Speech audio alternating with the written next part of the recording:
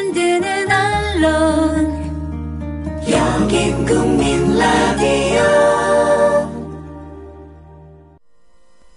나란히 가지 않아도 우리는 하나. 세상은 힘들게 해도 우리는 조합원. 우리는 하나.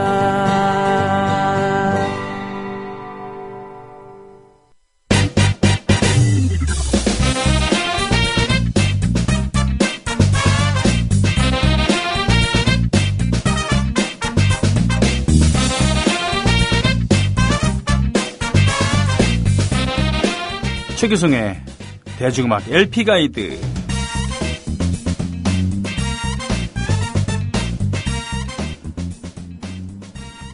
롱플레이. 네.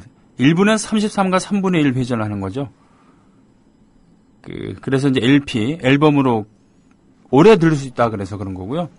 45회전 하는 게 있습니다. 그건 주로 이제 싱글 앨범이죠. 앞뒤로 한 곡씩 정도 있는 거. 우리나라에서는 근데 일반화되지 못했습니다. 하지만 턴테이블에는 항상 34음과 3분의 1 회전, 그리고 45회전, 이 두 개를 선택할 수 있게 돼 있죠. 초창기의 레코드는 72회전 하는 그런 게 있었습니다. 그러니 기껏해야 한 곡 정도 듣고 나면 끝이었죠. 그러니 LP가 발명이 된 것은 음악 애호가들에게는 그야말로 감노주와 같은 그런 일이었죠. 대중음악 LP 가이드, LP로 본 대한민국의 그런 문화사, 가요사일 수도 있겠군요. 신중현이 사랑한 여가수들이라는 제목으로 오늘 1탄을 준비해 주신 대중음악 평론가이자 자료수집가이자 사진가이자 언론인이셨던 최규성 선생 모셨습니다. 안녕하십니까? 네, 오늘은 웬일로 전형을 또 얘기 안 하시네요. 맨날 얘기하면 식상하지. 이제. 아니 그렇죠. 한국형 오타쿠의 전형이시. 오늘도 이렇게 뭐 하시다 오신 것 같아요. 너무 피곤해요 지금. 어제 대구 근대역사관에서 거기도 이렇게 대구 시민들 상대로 하는 아카데미가 있더라고요. 네. 문화 아카데미인데 거기서 한국 대중음악, 그러니까 2000년대 이후에 개봉한 한국 영화 속에 등장하는 그 대중음악이란 주제로 3시간 강연을 하러 갔다 와가지고 어제 갔다가 새벽에 왔다가 잠깐 눈 붙이고 나왔거든요. 지금 상태는 좋지는 않은데 제대로 씻으신 느낌이 나지 않아서 그렇습니다. 면도는 당연히 안 하셨고. 원래 근데 저는 또 이런 모습을 봐야 또 사람들이 오히려 더 친숙한데 좋아하시더라고요. 보면은. 그래서 어떤 때는 좀 편하긴 해요. 그렇군요. 3시간 동안 하셨으면 어떤 곡들을 주로 소개하셨어요?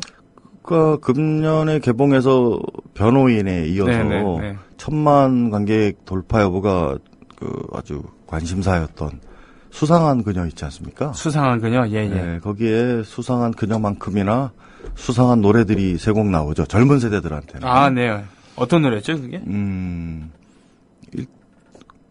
처음에 이제 최은옥의 빗물. 네네. 빗물을 부르고, 그 다음에 새샘 트리오의 나성에 가면. 그리고 김정호의 하얀 나비. 모두 이 3곡을 저는 압니다만, 특히 나성에 가면 그러면은, 젊은 사람들은 뭔 얘기인지 모를 거예요. 나성이 뭐지? 그런데, 그게 LA잖아요, 로스앤젤레스. 그때 당시는 해외로 돈 벌러. 중동 쪽도 그랬고. 타국에 계신 아빠에게. 요 현숙 노래죠, 보면. 그런 노래도, 근데 그 노래는 그러고 보니까 캬바레 금지고. 왜요?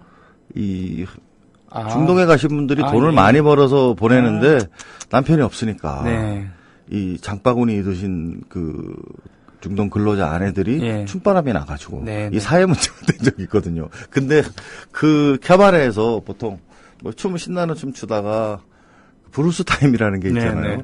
그때 이제 이 타고 계신 아빠에게를 딱 틀면은 흥이 나는 게 아니고 분위기가 급 다운된다. 완전히 그냥 해서 보따리 싸가지고 다 집으로 가버려서 네, 절대로 틀면 안 되는. 들고. 그래서 캬바레 금지곡이라는 얘기가 있죠. 타국에 계신 아빠에게. 아이고 그렇군요. 그 시기가 지금 얘기한 이미 60년대부터 독일 네. 광부라든가 네. 그 간호사 이렇게 가신 분들도 계시고 하면서 그때는 해외에 나가서 그 월남전도 그랬잖아요. 월남전도 사실은 저희가 용병으로 가서 네. 번 돈으로 경제에 다 일으킨 네, 거 맞습니다. 아니에요. 보면 참 슬픈 일인데 그때는 그런 그러니까 뭔가 돈을 벌러 해외로 나가고 또 이민 가시는 분들도 참 많았던 시기고 네. 이제 그래서 그래서 아마 나성이라는 네. 거를 붙이고 뭔가 이별의 어떤 그러니까 사실 수상한 그녀에서도 그 할머니 나문희 네. 씨가 네, 이제 네. 주연으로 나왔다 심은경으로 네. 이게 일종의 판타지인데 네. 네. 70대에서 20대 성춘으로 돌아가 버리는 네. 그러면서 벌어지는 일이거든요. 네. 노래 잘했던 그 소녀였죠. 네. 보면 그러니까 실제로 그 나문희 씨 남편이 독일로 예. 독일 탄광으로 갔는데 네. 일하러 거기서 탄광에 매몰돼서 죽어버리거든요. 아, 그 중에서? 네. 네. 그래서 이제 그런 어떤 그리움 할 때는 뭐 빗물이라든가 하얀 나비 같은 노래 특히. 생각을 말아요. 그리고 요즘 젊은 감독들이 그 상황에 맞게 곡을 잘 선택하는 것 같고요. 네. 과거의 노래에 대한 이해도가 굉장히 높은 것 같아요.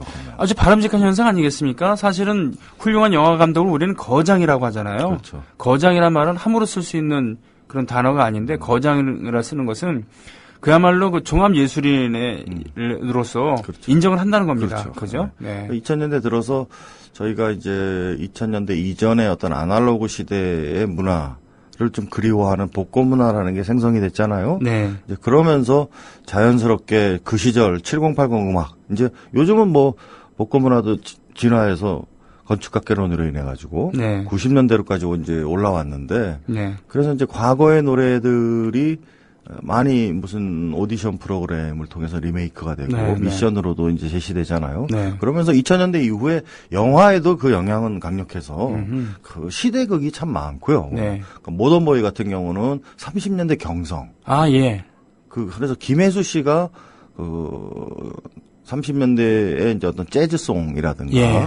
그리고 심지어는 개요울. 야, 그 노래. 개요울은 사실은 72년에 정민철 씨가 불러서 그렇죠. 히트시켰는데 소월의 시에. 예, 소월 시가 발표된 네. 거는 30년대 이제 30년대. 개벽지 이제 네. 그랬고 그러니까 30년대의 가사니까 네. 이렇게 연결한 건데 사실 그 노래도 이미 60년대 중반에 김정희라는 가수가 먼저 불렀던 노래고요. 보면. 그러나 정미조에 의해서 많이 알려졌죠. 예, 개요울. 그렇죠. 예, 뭐 그런 요즘 세대들한테는 수상한 노래이지만 좀 아날로그 시절을 살았던 좀 중년 장년 분들에게는 너무나 듣고 싶은 추억의 노래가 되겠죠. 그런 얘기로 하니까 예. 뭐 반응이 참 좋았습니다. 그래서 제가 야전까지 들고 가서 아, 그러세요? 직접 틀어주고 네. 또 사고도 좀 쳤죠. 어떻게요? 안 돌아가는 거야 야전이. 아. 큰일 났네 이거. 이렇게 낑낑대면서 네. 무겁게 다 들려 가지고 왔는데 도란스를 하나 준비해달라는데 집에서 쓰던 걸 갖고 오셔가지고 이게 용량이 부족해서 얘를 모터를 못 돌리는 거예요. 그래서 긴급으로 그 배터리 있죠. 네, 뭐 진숙한 용어로 배터리라고 하셔야죠. 배터리를 그건 되게 커가지고 네. 70년대 콜롬비아 야전이거든요. 네. 6개를 넣어가지고 하니까 잘 돌아가서 마지막에 그래도 제가 뭐 예수님의 심정을 이해했어요. 뭘 죽었다가 살아나는 부활의 기쁨이랄까. 그 지점은 다 좋은 거고 야전은 야동이랑 그 아닙니다. 네. 야외 전축이고요. 그리고 도란스는 트랜스라고 요즘엔 얘기를 하죠. 그러니까 네. 지금 내가 얘기한 생활 용어를 다 하면서 저 공격하는 거죠, 지금? 아닙니다. 예. 그런 의미에서 예전의 곡들을 리메이크 한다고 했을 때 어떻게 보면 1순위라고나 할까요? 신중현 선생님 거 아니겠습니까? 뭐 실제로 많이 빗속의 여인도 많이 리메이크 됐고 네. 신중현 선생은 본인 스스로 리메이크를 많이 했어요. 아, 그렇기도 하죠. 그러니까 자, 가수를 바꿔가면서 커피 한 잔도 원래 내 속을 태우는 그려 에드허에서 네. 그 서정길 씨가 불렀잖아요. 이거를 그 펄시스터즈가 다시 불러서 히트를 했던 거고. 그러니까 신중현 선생은 노래 하나를 발표하면은 안 뜨잖아요, 그때. 히트가 안 되면 히트 될 때까지 그 신중현 펄시스터즈 이후에 이제 신중현 사단을 구축하기 시작하면서 네. 신중현 사무실에 가수 지망생들이 물밀듯이 밀려들죠. 네. 그러니까 좀 싹수가 보이는 신인들에겐 다 불러보게 하는 거예요. 그러니까 얼마나 많은 가수들이 그러니까 누구 하나에서는 히트가 된다. 작곡자의 특권 아니겠습니까? 그렇죠. 네네. 이걸 불러달라고 해도 이런 곡 나 부르기 싫어. 이러면 이제 안 되는 건데. 그때는 선생님한테 곡 한 곡 받기가 쉽지 않은 시절이 됐죠. 그렇죠. 요즘에는 이제 싱어송라이터들이 대세고 밴드 음악이 대세입니다만. 그죠? 그때는 한복남 선생님 같은 경우는요. 네. 빈대떡 신상 한복남 네. 선생님이 실제로 만드신 곡인데 네. 예전에는 그 어떤 고유 권한이라는 게 있었던 것 같아요. 작곡자는 네. 선생님이라 부르면서 그 작사자 따로 있고 또 그렇죠. 또 연주하시는 분들 네. 이게 그래서 지금처럼 한복남 선생님은 싱어송라이터인 건데 네. 이걸 자기 곡으로 발표하면 이쪽 작곡가 쪽에서 그 뭐랄까 왕따 시키는 거죠. 아하. 그 영역을 침범한다. 네네. 그랬던 시절도 있죠. 그래서 지금까지도 빈대떡 신사는 작곡자 그 논쟁이 좀 있습니다. 그렇군요. 여하튼 네. 근데 무수한 여인들을 신중현 선생님은 사랑하셨고, 네. 그래서 신중현 사단이라는 이름 아래 이제 이게 되게 어떤 굉장히 많은 여가수들이 뭉쳤잖아요. 네. 그래서 뭐 대표적인 게 펄시스터즈 김추자. 네네. 일 텐데, 그럼 오늘은 저희가, 연대기 순으로, 네. 그럼 신중현 사단의 1호 여가수는 누굴까? 대부분 펄시스터즈나 김추자를 생각할 수 있는데요. 원래 64년 에드포 음반에 이미 여가수를 사랑하셨죠? 그래서 64년에 네. 그 장미화 씨, 헬로와 부르고 했던. 예. 그렇죠. 또 안녕하세요. 또 만났군요. 이분이, 이미, 이번 73년 4년도에 그렇게 히트를 기록하셨는데 그렇죠. 이미 그 10년 전에 그러니까 64년에 여고 졸업을 앞두고 네. 여고 졸업을 앞두고 지금은 전국 노래자랑 뭐 오디션 뭐 이렇게 얘기를 하는데요. 그때 KBS에서는 전국 톱싱어 경연대회라고 얘기했습니다. 네. 그러니까 톱싱어 경연대회가 이제 매주 하고 월장원이 나오고 월장원들이 모여서 연말에 연발 결선을 하는 거예요. 연말 결선에서 네. 장미화 씨가 64년 최고의 톱싱어로 선발이 됐습니다. 그때 그렇군요. 그 해에 그 12월에 음반을 내게 되잖아요. 그러니까 네. 그때 굉장히 장미화 씨가 화제가 됐기 때문에 뭐 볼 프로가 없으니까 거의 다 전 국민이 봤던 프로니까요. 네. 이제 그러다 보니까 신중현 선생이 이제 미팔군을 나와서 일반 무대를 진출하려면 좀 대중성 있는 가수를 영입하는 게 중요했단 말이에요. 그때 그래서 에드포 1집에 보면 TV 카메라가 나와요. 이게 KBS가 있는 이유가 바로 그런 거입니다. 그렇군요. 에드포 우리나라 최초의 사실은 그 그룹 사운드 그 당시 표현을 하면 그룹 사운드지만 그때는 그룹 사운드라는 얘기도 없죠. 처음 그렇군요. 나온 거니까. 그렇군요. 맞아요. 네. 그룹 사운드란 명칭은 60년대 이제 중후반 일본에서부터 수입이 된 그런 그렇죠. 단어였는데 최초의 밴드라고 할 수 있겠군요. 4인조 에드포 이거 음악 용어입니다. 에드포 4인조고 또 음악 코드 이름이기도 한데 거기에 최초의 밴드는 그러니까 창작 창작 밴드로 때문에 이제 그렇게 인정을 저희가 하는데 네. 밴드 형식으로 최초는 코끼리 브라더스죠.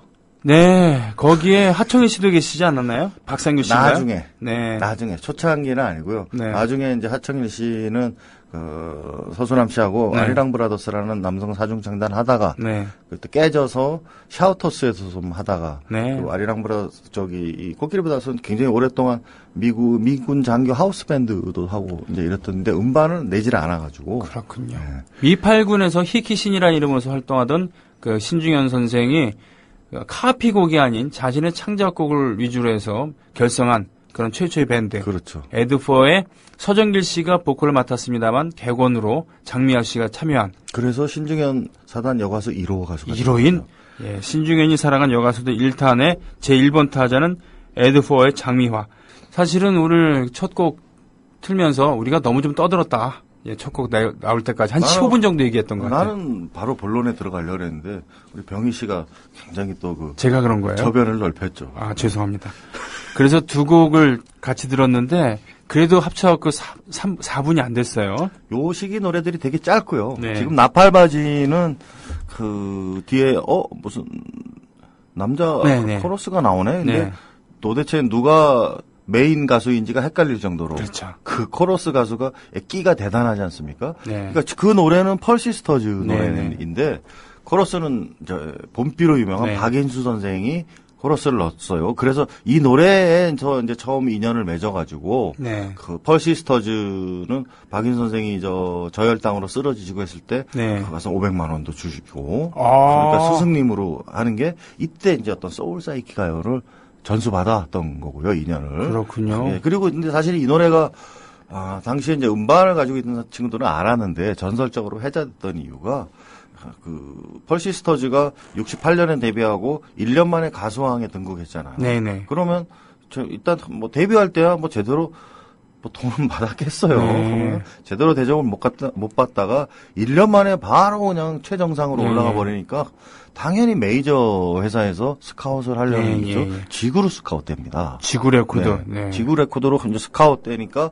킹박이 이제 낼 수가 없잖아요, 음반을. 네. 근데 녹음해둔 거를 얘기를 하질 않고 이 음반을 살짝 낸 거예요. 그때 이제 킹박 인하가다 답이다 왜 신중의 라이브 앨범도 그렇게 되고 그런 앨범들이 상당히 중요한 우리 대중음악사의 앨범이 됐죠. 그렇죠. 근데 이게 펄시스터즈가 지방 이제 순회 공연을 돌다가 지방의 레코드 가게에 자기들도 보지 못한 음반이 걸려 있는 걸 보고 이게 발각된 거죠. 그래서 판매를 못하게 된 거예요. 예, 그렇군요. 그 킹박이라고 불렸던 나중에 킹레코드를 창립한 이분 같은 경우는 가요사에서 여러 가지 역할을 많이 했죠. 네. 뭐 그건 뭐 나중에 다시 한번 이분에 대해서 얘기할 기회가 있으면 또 재밌는 게 많겠어요. 80년대 킹박에 대해서는 한번 조명할 필요가 있어요. 어쨌든 이분이 뭐 같이 활동했던 가수분들에게 이 상처받은 분들도 많고 양희은 씨도 그러고 다 유니버셜이잖아요. 음반으로 나왔던 대부분 그렇긴 했지만은 중요한 음반을 너무 많이 하셨고 그러니까 뭔가 촉이 있으셨던 분인 것 같고 사업가의 그 감각이 뛰어났었고 신인 발굴을 정말 많이 하셨던 분들이고 이 여기서 나오는 음반들이 대부분 한국 대중음악사의 중요한 음원이라는 건 저희가 인정해야 될 것 같아요. 그렇지만 80년대에 아시아 최대 그 녹음 스튜디오도 만드셨던 분이잖아요. 거기서 조용필 선생도 녹음을 많이 하고 안치환 씨도 녹음을 많이 하고요. 어떤 가수들에겐 참 양아치로 소문난 분이기도 하고 그건 나중에 얘기를 하도록 하고 이 박인수 선생의 나 홀로 쓸쓸히 이런 필이 들어있던 코러스가 있었던 펄시스터즈의 나팔바지였습니다. 굉장한 노래인데 짧은 노래지만 한 번 들으면 또 듣고 싶은 이상한 중독성이 강렬한 인상을 주죠. 임팩트가 강렬하죠. 보면. 요즘 나왔어도 제가 보기 요즘은 30초 안에 승부 내야 된다면서요. 30초 안에 바로 승부 낼 거이지 사실. 그렇습니다. 펄시스터즈는 해외 진출을 염두에 두고 있었던 국내에서 잘 안 되니까 월남이나 가자라고 생각하고 계시다가 스스로 찾아와서 그래? 그럼 음반이나 한번 내보지. 근데 이게 터져서 월남 진출을 안 하게 되었다라고 하는 신중현 선생의 회고가 있지 않습니까? 그렇죠. 네. 그래서 만든 팀이 이제 덩키스입니다. 덩키스 그때 이제 이정화라는 여가수를 이제 또 리드 보컬로 영입을 하죠. 펄시스터즈 이후에요, 보면. 그런데, 그 이전에 또 있어요. 그 이전에. 그렇습니까? 두 개를 얘기를 다 하고 두 곡을 묶어서 듣도록 하죠. 그렇죠. 펄시스터즈가 여하튼 지구로 가니까 신중현 선생은 이거 큰일 난 거 아니에요? 그렇죠. 메인 가수가 없어진 거니까. 죽소서 개준 거 아닙니까? 쉽게 얘기하면은. 그러니까 그런 꼴이 돼서, 가창력 있는 가수를 영입하죠. 김상희 씨를 영입합니다. 대머리 총각의 그 김상희 씨입니까? 울산 큰애기 대머리 총각 단벌신사 불렀던 이 김상희 씨는 사실 좀 음악적 재평가가 좀 이루어져야 돼요. 이게 이제 고려대 법대 나온 학사 가수로 많이 알려져 있고 60, 70년대에 이제 인기 가수였잖아요. 그러다 보니까 이분이 사실은 그 재즈부터 외국 가곡까지 그리고 이게 지금 신중현 사단에서는 사이키델릭 락커 까지 음악 변신을 했었습니다. 보면서 이 김상희 씨의 신중현 사단 시절 음반들은 상당히 고가의 다 음반들이고. 근데 이 어떻게 해라는 노래가 히트도 했어요. 히트도 했는데 금지됐죠. 이 직구준 남자들이 문제입니다. 왜요? 어떻게 그러니까 이거를 뭐 누워서 뒤에서 뭐 이런 식으로 그 아주 퇴폐적인 가사를 바꿔서 불러서. 의상비 안 들어가는 그런 가사로. 그래가지고 이 태폐곡으로 몰려가지고 금지가 됐는데 네. 여하튼 요 시기에 김상희 씨하고 펄시스터즈는 그 뭔가 신중현 사단에서 나가고 다시 들어오고 했던 선후배도 관계이기도 하고 이제 이러니까 네. 그 실제로 공연에서 엔딩을 누가 하느냐 이렇고 충돌을 빚은 적도 있었죠. 이거 중요한데요. 우리가 밴드 경연대회가 아니라 어떤 그 합동공연하고 그럴 때 맨 나중에 어느 팀이 서느냐. 이게 중요한 것이죠. 그래서 우리끼리는 야, 조용필은 맨 나중에 나오는 거야 라는 건데 가장 비중 있는 팀이 나중에 나오는 걸로 인식이 되기 때문에 부산에서는 이제 김추자 씨하고 네. 김세라나 씨하고 또 한 번 또 엔딩을 누가 하느냐로. 그래서 그때도 좀 사고 나서 김추자 씨 한동안 또 활동할 수 없었죠. 그렇군요. 근데 저는 요즘 같은 경우는 커다란 제대로 된 이벤트가 아니면은 중간에 사람들이 많이 가기 때문에 네. 저는 뭐 일찍 하는 것도 좋아합니다. 요즘은 앞에 일단 터트려줘야죠. 예. 오프닝이 중요하죠. 네. 오프닝 해야지 다음 번으로 이렇게 이동할 수도 있고. 그렇죠. 그래서 네. 이정화 씨 그 던키스 때 했던 이정화의 꽃잎 그리고 김상희의 어떻게를 연속으로 듣겠는데요. 네. 그 이정화 꽃잎을 먼저 듣는데 꽃잎은 이 꽃잎도 김추자 노래로 유명하지 않습니까? 그렇죠. 그리고 박인수의 봄비도 이정화 씨가 오리지널 가수입니다. 맞습니다. 이때 먼저 다 불렀고요. 이 앨범이 재밌는 게 모든 곡이 다 두 글자입니다. 제목이. 꽃잎, 마음, 뭐 봄비 이런 식으로 일종의 컨셉트 음반이었어요. 그렇군요. 바로 신중현 선생을 음악을 이렇게 가르쳤던 이교숙 선생이 그래 열심히 해보라고 덩키스라는 이름으로 이름을 지어주었다. 당나귀처럼. 네, 당나귀처럼 느려도 꾸준하게 가는 그런 자세로 음악하라고 이름 지어준 거. 아는 것도 많아. 또. 제 별명 중에 하나가 아는 게 병이다인데요. 아무튼 네. 그러나 신중현 선생은 오래 갔지만 이 밴드는 단명했습니다. 그렇죠. 덩키스. 네. 전 지금 자부심 느끼고 있습니다. 그리고 하나의 안타까움도 있고요. 꽃잎의 최초 버전을 풀로 들었다는 얘기입니다. 7분이 처음인 것 같은데요. 예, 그렇습니까? 예. 이거 소개하시면서 이걸 하면서 너무 길어서 네. 지금 사실 김상희 씨 라이브 버전도 8분이 넘거든요. 네. 그러면 언제 아름다운 강사는 정말 한국 락의 명곡이잖아요. 네. 김정민 씨도 부른 버전이 있고 그렇죠. 정말 많은데 오리지널은 박광수 선생님이 부른 버전이잖아요. 이게 10분입니다. 그런 거 틀어도 되나요? 그럼요. 정말? 당연합니다. 정말 환영합니다, 진짜. 알아서 선곡을 안 했는데? 네. 아니요, 우린, 제 꿈 중에 하나가, 네. 신중현 앤 더맨이 연주하고 부른 거짓말이야 23분. 네, 그거를 풀로 한번 소화하는 게 제 로망입니다. 나를 굉장히 아무 말도 안 하고 편하게 만들어주시는 훌륭한 DJ시네요. 그렇기도 하지만, 이런 희귀본들은 들어줘야 됩니다. 그리고, 아름다운 강산의 초파문도 그렇습니다만 네. 이 거짓말이야 이것도 원테이크잖아요. 그러니까 찍어간 게 아니라 그 당시 연주인들의 그런 숨결이 그대로 남아있는 그런 거 아니겠습니까? 아픔도 있죠. 그게 윤영균이라고. 예, 맞아요. 신중현 사단의 눈이 안 보이는 분. 네. 전설적인 시각장애인 가수인데 이분 노래가 부족했어요. 예. 한 면밖에 안 돼서 음반을 앞뒷면 넣어야 되잖아요. 네. 신중현 씨가 그냥 한 면 다 메꾼 거죠. 그런 거죠. 네. 그래서 어떻게 해 이것까지 두 곡을 다 들으려고 그랬었는데 요 다음이 이제 드디어 뉴 덩키스라고 이제 새로운 당락입니까? 이제 김추자 씨를 드디어 이제 발굴하게 되는 거죠. 김추자 씨도 발굴되기까지는 상당한 인내력을 요했습니다. 동국대에 이제 교내 가요제에서 1등하고 네. 가수의 꿈을 안고 신중현 사단에 이제 문을 두드렸는데 워낙 사람이 많고 그러니까 눈길 한번 안 줘요. 그 신중현 선생도 눈길이 마주치면은 줘야 되는 거 아니에요. 그래서 초점이 없는 눈으로 아무한테도 시선을 안 주는 거를 보통은 일주일 못 버티죠. 네. 그거 안 주니까 이제 가는데 김추자 씨는 일주일 이상 버틴 걸로 알고 있어요. 예. 단 한 번의 기회가 왔을 때 한번 노래 한번 해봐라 하는 단숨에 사로잡은 거고. 그래서 늦기 전에 월남에서 돌아온 김장사 나뭇잎은 떨어져 이런 명곡들을 냈던 거죠.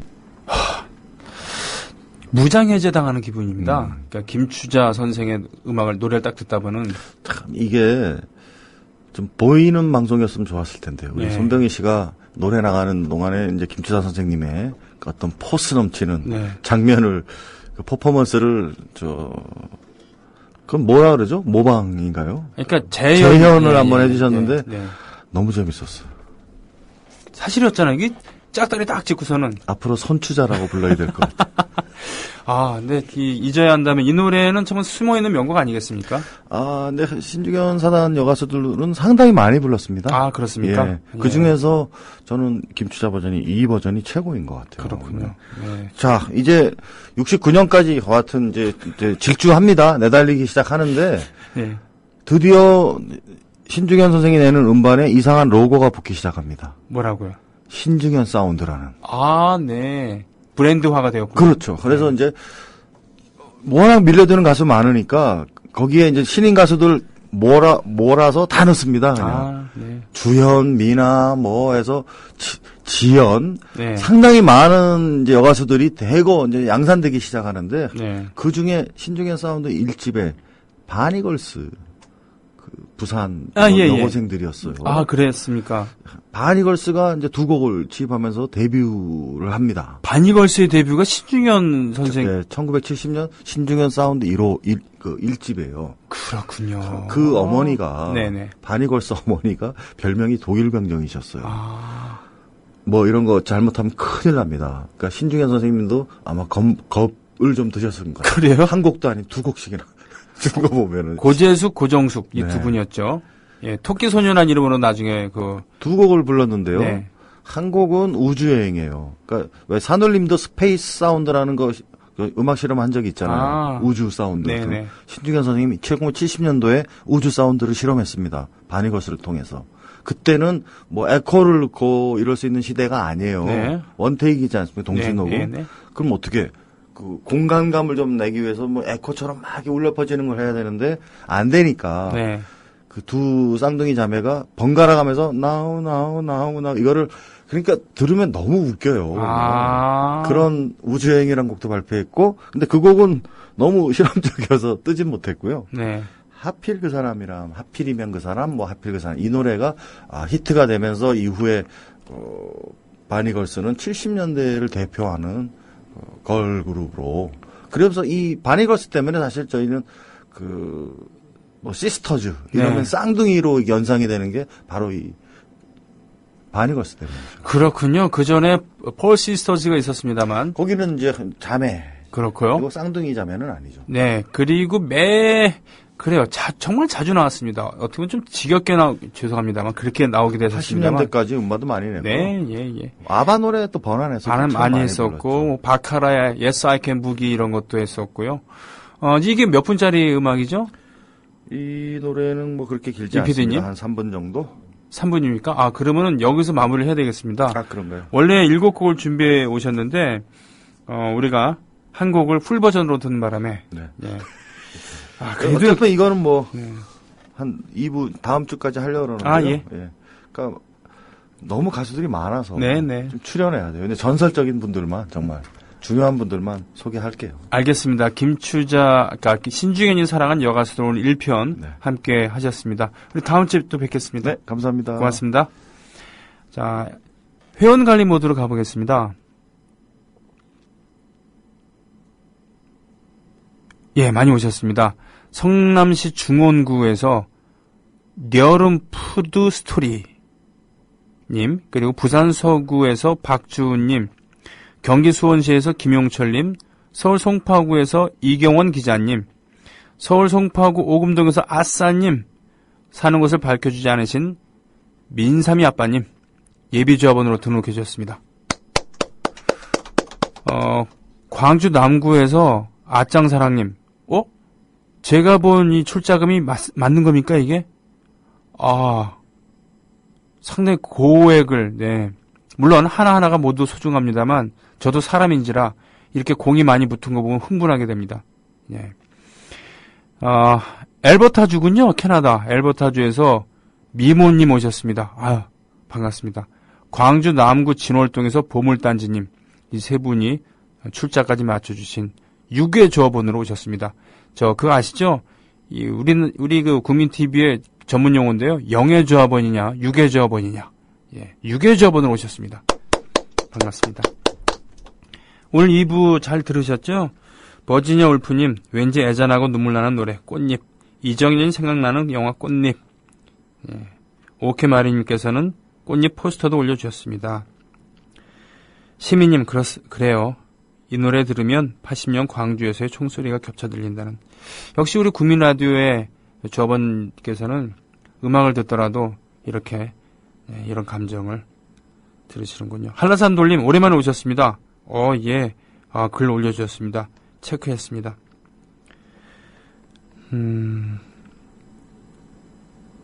똑똑이 엄마님, 환상적이네요. 너무 좋아요. 최효연님께서는, 이거는 서영석의 라디오 비평 방송 내용을 올려주셨군요. 자, 애국 시민 여러분, 해외 동포 여러분, 여기선 마쳐야 되겠습니다. 내일 뵙겠습니다. 고맙습니다. 국민라디오 지지하는 4가지 방법 아시나요? 다운로드하기, 별점 주기, 댓글 달기, 구독하기. 국민라디오를 보다 많은 이들에게 전할 수 있는 가장 손쉬운 방법. 다운로드하기, 별점 주기, 댓글 달기, 구독하기. 잊지 마세요. 다운로드하기, 별점 주기, 댓글 달기, 구독하기.